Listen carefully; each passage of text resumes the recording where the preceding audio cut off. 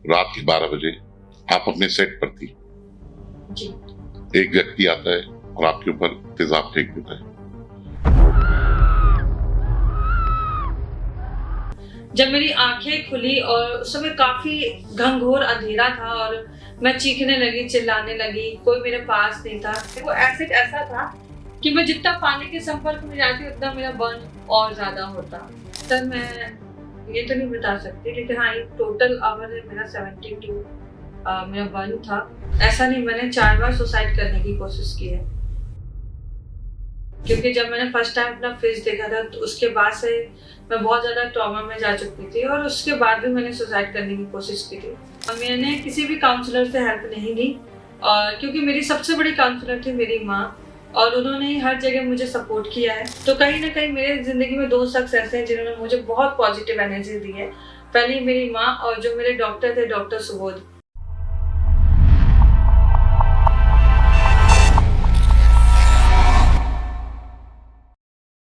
This episode is brought to you by the ACE Group, where exclusivity beats accessibility. Hello viewers, I'm your host Charanpreet Singh Bagga and welcome to another inspiring episode of the Indie Talk Show. Today with us we have an acid attack survivor, Ms. Rupali Vishwakarma. Rupali ji एक प्रसिद्ध Bhojpuri actor थी और 2015 में इनके ऊपर acid attack हुआ और इनकी जिंदगी पलट गई। रूपाली जी सन 2015 जिला बलिया रात के 12 बजे आप अपने सेट पर थी। जी। एक व्यक्ति आता है और आपके ऊपर तेजाब फेंक देता है। जी। दुनिया खत्म हो गई उसके बाद कि क्या रहा, कैसा लगा आपको? सर मैं तो कहूँगी हर एक लड़की के लिए उसका चेहरा बहुत मायने रखता है, और ऐसे मेरा भी था। मुझे अपने चेहरे से बहुत ज्यादा प्यार था, और जब मैं शूटिंग सेट पे थी और मुझे नहीं पता था कि मेरे साथ ऐसा कुछ हो जाएगा, और मैंने हालांकि जब हम शूटिंग सेट पे पहुंचे कि एक शख्स था वहां पे जिससे मेरी थोड़ी सी रंजिश थी, और मैंने शूटिंग सेट के हर एक पर्सन से बोला था कि वो शख्स मुझे शूटिंग सेट पे दिखाई नहीं देना चाहिए। तो सबने मुझसे बोला कि वो नहीं, यहाँ पे अवेलेबल नहीं है, तुम आराम से आओ, शूटिंग करते हैं, फिर अपने घर चले आना। मैंने कहा ठीक है। मैं शूटिंग सेट पे पहुंची, ठीक 15-20 मिनट के बाद वो शख्स मेरे सामने होता है। तो एक अंदर से नहीं होता, हमारे जब हमारे साथ कुछ गलत होने वाला है, एक अंदर ही जो आवाज होती है अपने मन की, वो कहती है कि नहीं ये चीज सही नहीं है। तो मेरे अंदर से एक आवाज है कि नहीं, आज लगता है शायद कुछ बुरा है, और शायद इतना बुरा है ये मेरी जिंदगी का आखिरी दिन होगा। तो मैंने उसको जैसे सामने देखा, मैंने वहां के लोगों से पूछा ये क्यों आया है यहाँ पे, इसको आने की जरूरत नहीं। मैंने सख्त मना किया हुआ था, तो लोगों ने बोला कि नहीं ये अपने मन से आया। जब मैंने उस इंसान से पूछा कि आप यहाँ पे क्यों आए हो, तो वहां पे बोला गया मुझे शूटिंग सेट वालों ने बुलाया। तो हालांकि फिर मैंने सोचा कि कोई लड़ाई झगड़ा ना हो, तो इससे अच्छा मुझे अपना काम करना है, मुझे उससे क्या लेना देना। मैंने काम किया, रिहर्सल वगैरह किया, मुझे मेरी सुबह सेटअप पे मुझे जाना था। तो मेरी मूवी चल रही थी दहेज प्रथा, मैंने आधी मूवी कर चुकी थी, आधी मूवी बाकी थी। तो हम शूटिंग सेट पे तैयारी वगैरह कर रहे थे, और 8 साढ़े 8 बजे तक हमारी स्टार्टिंग मतलब रिहर्सल वगैरह चली। उसके बाद हमें सब लोग खाना खाने के लिए जाने लगे, तो हम सब लोग बैठ के खाना खा रहे थे। तो मेरी थोड़ी सी कुछ बहस हो गई, तो मैं वहीं पे सडनली खाना छोड़ के अपने कमरे में चली गई। तो मैंने कहा कि अब क्या ही फायदा खाना खाने से। तो मेरे दोस्त थे वो मेरे साथ ही गए हुए थे, तो उन्होंने बोला कि यहाँ लड़ाई झगड़ा मत करो, करने से कोई फायदा नहीं है। तो मैं अंदर, वो मुझे समझा रहे थे, और अचानक मतलब एक लड़का आता है, मैक्सिमम 20-22 साल का लड़का होगा, आता कहता दीदी खाना खा लो। मैंने कहा ठीक है आप खाना रख दो, मैं खा लूंगी। तो मेरे खाने में नींद की दवा दी गई, और जब मैं बेहोश हो गई और मेरे रूम में कोई आया जिसने मुझे टच करके देखा कि जग रही है या नशा हो गया कि नहीं, तो मैंने उस समय भी किसी को आवाज दी कि कोई है मेरे रूम में, चेक कर लो। तो किसी ने आवाज दी कि नहीं कोई नहीं है। फिर सेकेंड टाइम भी मेरे साथ ऐसे ही कुछ हुआ, और फिर फाइनली मुझे कब नींद आई कब नहीं आई और कब मैं बेहोश हो गई मुझे पता नहीं चला। कब मेरे ऊपर एसिड पड़ा और कब नहीं पड़ा मुझे ये भी नहीं पता चला। जब मेरी आंखें खुली और उस समय काफी घंघोर अंधेरा था, और मैं चीखने लगी, चिल्लाने लगी, कोई मेरे पास नहीं था। मतलब वो जलन जो थी ना, बहुत अजीब तरीके की जलन थी। और जैसे आपने देखा होगा, जैसे हम रुई को पानी में डालते हैं तो रुई एकदम फूल जाती है। उसी तरीके से मेरी स्किन हो चुकी थी। जब भी मैं टच कर रही थी, फिर मैं चिल्ला रही थी कि मुझे जलन हो रही है, तो कोई सुन नहीं रहा था। फिर अचानक से वो एसिड ऐसा था कि मैं जितना पानी के संपर्क में जाती उतना मेरा बर्न और ज्यादा होता। तो किसी ने मेरे ऊपर एक बाल्टी पानी डाला और उसके बाद मेरी स्किन और जलने लगी, मेरी बॉडी से धुआं निकलने लगा। और कोई एक शख्स था, किसी ने मुझे उस समय धुंधला दिखाई दे रहा था, क्लियर भी नहीं था।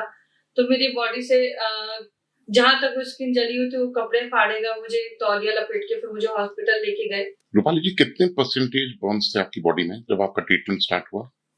सर मैं ये तो नहीं बता सकती, लेकिन हाँ, ये टोटल आवर है मेरा 72 मेरा बर्न था। और उसके बाद से ही मेरा ट्रीटमेंट स्टार्ट हुआ था। कितने दिन आपका ट्रीटमेंट चला? सर मेरा ट्रीटमेंट अभी भी चल रहा है और लगातार चलता रहा है। 6 मंथ में हॉस्पिटल में एडमिट थी और 6 मंथ कंटिन्यू सर्जरी चली है। और मेरी कम से कम 24 सर्जरी हो चुकी है और अभी भी सर्जरी गोइंग ऑन है। रूपाली जी, आपका जब ये इंसिडेंट हुआ एसिड अटैक का, और आप जब अस्पताल एडमिट हुई, आपका ट्रीटमेंट हुआ, आप अस्पताल से बाहर आई, आपने कोई मेंटल हेल्थ कोच को अप्रोच किया या किसी काउंसलर को अप्रोच किया? आपको लगा कि मेरी दुनिया खत्म हो गई है, मेरे लिए अब ये दुनिया नहीं है रहने लायक? कुछ ऐसी फीलिंग आई आपको? बिल्कुल सर, और ऐसा नहीं, मैंने 4 बार सुसाइड करने की कोशिश की है। और क्योंकि जब मैंने फर्स्ट टाइम अपना फेस देखा था तो उसके बाद से मैं बहुत ज्यादा ट्रॉमा में जा चुकी थी और उसके बाद भी मैंने सुसाइड करने की कोशिश की थी। लेकिन मैंने किसी भी काउंसलर से हेल्प नहीं ली, और क्योंकि मेरी सबसे बड़ी काउंसलर थी मेरी माँ, और उन्होंने ही हर जगह मुझे सपोर्ट किया है। और आज अगर मैं इस दुनिया में हूँ और आप सबके सामने मैं आपसे बैठ के बात भी करती हूँ, तो कहीं ना कहीं मेरे जिंदगी में 2 शख्स ऐसे हैं जिन्होंने मुझे बहुत पॉजिटिव एनर्जी दी है। पहली मेरी माँ, और जो मेरे डॉक्टर थे, डॉक्टर सुबोध, उन्होंने मुझे बहुत ज्यादा स्टेबलेट किया है इन सब चीजों में, और उन्होंने मुझे खड़ा किया है। और आज जो भी हूँ मैं उन्हीं दोनों की वजह से।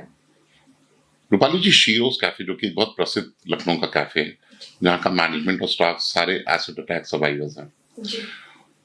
उनका आपकी जिंदगी में क्या रोल रहा? शिरोज का मेरी लाइफ में बहुत बड़ा रोल रहा है, क्योंकि मैं जब हॉस्पिटल में भर्ती थी तो शिरोज से reach out officer doctor Durga Shukla ji थे, जो हमें देखने के लिए आए थे। तो उनसे ही मुझे पता चला कि यहाँ पे एक ऐसा प्लेस खुलने वाला है जो हम सारी लड़कियों को इकट्ठा करके उनको वर्क देंगे या उनको अपने पैरों पे खड़ा करेंगे। उसी समय से मैंने सोच लिया था मैं ज्वाइन करूंगी। तो मैंने सर से कहा, सर जब मैं देखने लगूंगी तो मैं सिरोज ज्वाइन जरूर करूंगी। तो फाइनली मेरी आंखों का इलाज हुआ और जब मैं देखना स्टार्ट की, मैं सिरोज आई और सिरोज में मैंने वर्क करना स्टार्ट किया। तो मुझे पता चला कि नहीं, चेहरा ही सब कुछ नहीं होता, आपके अंदर की काबिलियत सबसे बड़ी होती है।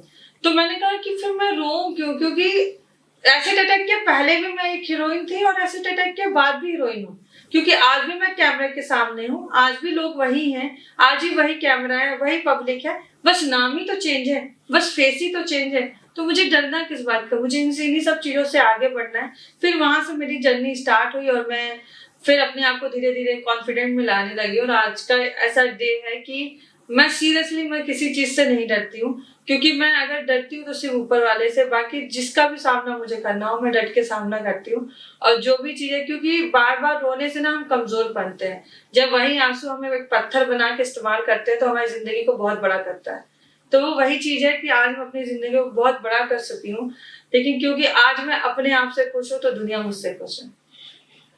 रूपाली जी, आप डिप्रेशन में स्लिप कर गई और आपने 4 सुसाइड अटेम्प्ट किया।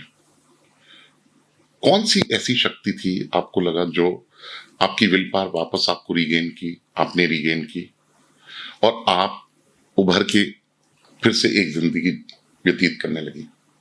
सर क्योंकि हमारी जिंदगी में ना सबसे बड़ी जो हम देखते हैं ना देवी, हम ऐसे तो बहुत दुर्गाओं को मानते हैं, बहुत लक्ष्मी को मानते हैं, पर हमारे यहाँ जो सबसे बड़ी देवी है ना वो हमारी माँ है। क्योंकि जब मेरी माँ ने बहुत सारी ऐसे अटैक के बाद मुझे बहुत सारी दिक्कतें आई और मेरी माँ सर्वाइव करती रही, तो मेरी माँ ने बस एक शब्द बोला था कि जब मैं 9 महीने तुमको पेट में रख के जिंदा कर सकती हूँ, इस दुनिया में ला सकती हूँ, दोबारा फिर तुम्हें उंगली पे पकड़ के चला सकती हूँ, तो तुम मरने की कोशिश क्यों कर रही हो? अगर तुम मर गई तो लोग यही कहेंगे कि तुम्हारे अंदर खोट था, तुम गलत थी इसलिए तुम मर गई। तो तुम दुनिया को फिर से वो दिखाओ कि तुम मरने वालों में से नहीं हो, तुम कायर नहीं, तुम आगे बढ़ने वालों में से हो। तो उसी दिन से मैंने कसम खाई कि मुझे कायर बन के नहीं जीना है, मुझे फौलाद बन के जीना है। जिसने मुझे ईंटों से मारा है ना, उसका जवाब मुझे पत्थर से देना है। तो आज की वही डेट है कि आज मुझे, एक समय था कि घर से मुझे धुतकारा जाता था, पर आज वही समय है कि मुझे घर पे बुलाया जाता है, और आज जो भी घर पे डिसीजन लिया जाता है तो वो मुझसे बिना पूछे नहीं लिया जाता है। तो इससे बड़ी मुझे जिंदगी में कोई जीत नहीं है, क्योंकि अगर मैं यहाँ जीत गई तो ऊपर भी जीत जाऊंगी। खुद को कर बुलंद इतना कि खुदा तुझसे खुद पूछे कि बता तेरी रजा क्या है। ये शेर मुझे लगता है आपके लिए बनाया गया। इतनी स्ट्रांग विल पावर है आपकी। आपने 2015 में आपके ऊपर अटैक हुआ, 16 में आपने शीरो ज्वाइन किया, 17 में शादी की, और 2018 में आपको एक खूबसूरत बेटी हुई। कैसा चल रहा है आपका जीवन इस समय?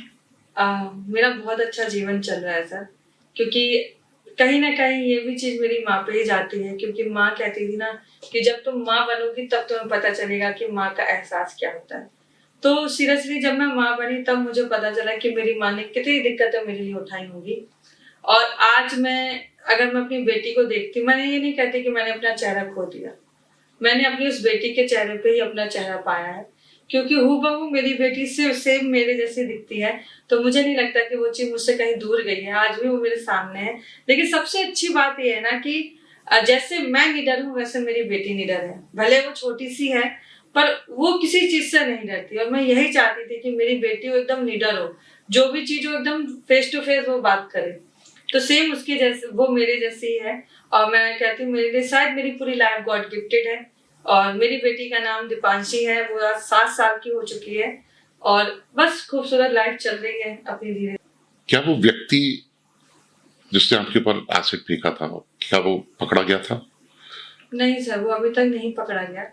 कि शक के दौरान पर मैंने जिसके ऊपर केस किया था वो 1 साल 3 महीने जेल में था, और उसके बाद जब छानबीन होना शुरू हुई तो पता चला कि उसने एसिड नहीं फेंका और मेरा केस बंद हो गया। पाली जी, कोई आपको गिल्ट फीलिंग थी कि कोई गलत इंसान शक के दायरे में आके जेल में बंद हो गया? नहीं, मुझे गिल्ट फील तो नहीं था, क्योंकि जिस इंसान को मैंने जेल में किया था उस इंसान ने कहीं ना कहीं कुछ ऐसा किया था जब मैंने उसको जेल में किया था। उसने मेरी माँ को फोन करके बोला था कि तुम अपनी बेटी की शादी मुझसे करा दो, नहीं तो वो मैं किसी और के साथ करने नहीं दूंगा। और कई बार उसने मुझे टॉर्चर भी किया था, इस बिहाफ पे मैंने उसके ऊपर केस किया था। फिर उसके बाद जब कोई चीज साबित नहीं हो पाई तो केस बंद हो गया। और हाँ, गिल्ट मुझे तब फील हुआ कि मैं केस जीत नहीं पाई, मेरा अपराधी मेरे सामने नहीं आ पाया। लेकिन हाँ, जिस दिन, अब मैं आज भी कहती हूँ, जिस दिन मेरा अपराधी मेरे सामने होगा ना, तो मैं अपने दिल की जो भी मेरा भड़ास होगी मैं वो जरूर निकालूंगी और पूछूंगी जरूर कि तूने ऐसा क्यों किया। भड़ास निकालेंगी, मार के निकालेंगी कि पूछ के निकालेंगी? मार के निकालेंगी। तो फिर पूछने का तो समय ही नहीं मिलेगा आपको, क्योंकि उसके बाद पूछूंगी ना क्यों किया उसने। तो आज वो व्यक्ति रिहा हो गया और सड़कों पे आम नागरिक की तरह घूम रहा है, कैसा महसूस होता है आपको इस बारे में? एक्चुअली सर, मुझे अब इन सब चीजों पे कुछ महसूस नहीं होता, क्योंकि जिस समय केस मेरा बंद हुआ और फिर मुझे अपने आप को थोड़ा समझाने में बहुत टाइम लगा। फिर मैंने कहा कि अगर मैं जिंदगी भर पीछे देखती रहूंगी तो कभी आगे नहीं बढ़ पाऊंगी। आज जिसने भी मेरे को एसिड अटैक किया होगा उसको ये लगा होगा 4 दीवारी में कैद होगी। सबसे बड़ा तमाचा तो उसको इसी बात का होगा कि आज मैं 4 दीवारी के अंदर नहीं, 4 दीवारी के बाहर हूँ, खुले आसमान में हूँ। और जब मेरा मन होता है तब मैं उड़ सकती हूँ, जब मेरा मन करता है मैं कहीं भी जा सकती हूँ। तो सबसे बड़ा तमाचा उसको इस बात का है कि आज भी मैं वही हूँ और कल भी मैं वही थी और आने वाले कल में भी मैं यही रहूंगी। तो सबसे अच्छी बात ये है, और यही मुस्कुराहट है जो उसको कहीं ना कहीं जरूर पिंच करती होगी कि मैंने ऐसी लड़की को गलत ऐसा किया जो आसमान में उड़ना चाहती है, और आज भी वो रुकी नहीं, आज भी वो उड़ रही है। रूपाली जी, कर्मा बहुत बड़ा रोल प्ले करता है। एक इंग्लिश में कहावत है कि Karma never forgets an address. अगर आप किसी के साथ बुरा करते हैं तो आपके साथ भी बुरा होगा। आपके अंदर वो रंजिश, वो गुस्सा, वो रेज अभी है उस व्यक्ति के लिए, या आपने अपनी डोरी ऊपर वाले के हाथ छोड़ दी कि जो तू करेगा वही ठीक होगा? गुस्सा तो आज भी है, लेकिन ऊपर वाले पे ज्यादा भरोसा है, क्योंकि मुझे इतना मेरा दिल जरूर कहता है कि एक ना एक दिन वो मेरे सामने जरूर आएगा, और ऊपर वाले कहीं ना कहीं उसको मेरे ही हाथों से कुछ ना कुछ ऐसा करेंगे कि उसको भी उसके किए की कर्मी जरूर मिले। तो मैं उस दिन बहुत खुश होंगी कि मुझे पता होगा कि इस इंसान ने मेरे साथ ये किया, और मैं जरूर उसको जरूर मारूंगी। मेरे अंदर है वो चीज कि मैं उसको जरूर बोलूंगी कि तूने क्यों किया ऐसा। अगर कुछ भी होता तो हम बैठ के सॉर्ट आउट कर सकते थे, क्योंकि मेरी पूरी लाइफ जो है ना एक एसिड की वजह से पूरी खराब हो गई है। तो अब मुझे एसिड को नहीं देखना, मुझे आगे का देखना है कि मैं और उन लड़कियों के लिए क्या कर सकती हूँ जो कहीं ना कहीं दीवारी के अंदर बंद है और कहीं ना कहीं वो प्रताड़ना झेल रही है। क्योंकि हम लड़की कहीं ना कहीं अगर प्रताड़ित होते हैं ना तो सामने वाला और प्रताड़ित करता है, लेकिन जिस दिन हम आवाज उठाते हैं ना तो किसी की हिम्मत नहीं कि हम ऊपर हाथ उठाते हैं। तो मुझे यही बनना है कि कोई लड़की के ऊपर कोई हाथ ना उठा सके। तो ये पावर मुझे फैलानी है सब। कोई संदेश आप देना चाहेंगी उन लड़कियों के लिए जिन पे एसिड अटैक हुआ और जो बिल्कुल ही टूट चुकी हैं, जिनको लगता है कि दुनिया उनके लिए खत्म हो गई है और वो और जीने की इच्छा नहीं रखती? बस मैं यही कहना चाहूंगी कि मैंने देखा है, चाहे वो एक रिलेशनशिप हो, चाहे वो एक मैरिड लाइफ हो, चाहे वो एक अनमैरिड लाइफ हो, हम अगर हमारे साथ कोई भी चीज होती है तो हम क्या करते हैं, अपने आप को दोष देते हैं। अगर हमारा हस्बैंड हमको किसी चीज के लिए डांटता है, कुछ भी बोलता है, तो हम अपने आप को दोष देते हैं। और सबसे बड़ी गलती हमारी ये होती है कि हम बस ये सोचते हैं हमारे पति, हमारे बच्चे, हमारे पिता, हमारी माँ, बस हमारी इतनी ही दुनिया है। लेकिन हम ये भूल जाते हैं कि हम भी एक इंसान हैं, हम भी सांस लेते हैं, हमारा भी दिल है, हमें भी दर्द होता है। तो पहले हम खुद को क्यों नहीं खुश रखते हैं? हम अगर जिस दिन खुद के लिए जिएंगे ना तो हमारे ये सारे रिश्ते फिर हमें एक छोटी सी चींटी बराबर दिखेंगे। क्योंकि सबसे पहले अगर आप खुश हो तभी आपसे दुनिया खुश है। और आप जितनी चीजें झेलते रहोगे ना तो लोग आपको ये कहेंगे, अरे इसको तो 100। आप देखिए सड़क पे अगर कोई किसी को गाली दे रहा है ना तो वो अगर चुपचाप सुन के चला जाता है, इसकी आदत है सुनने की।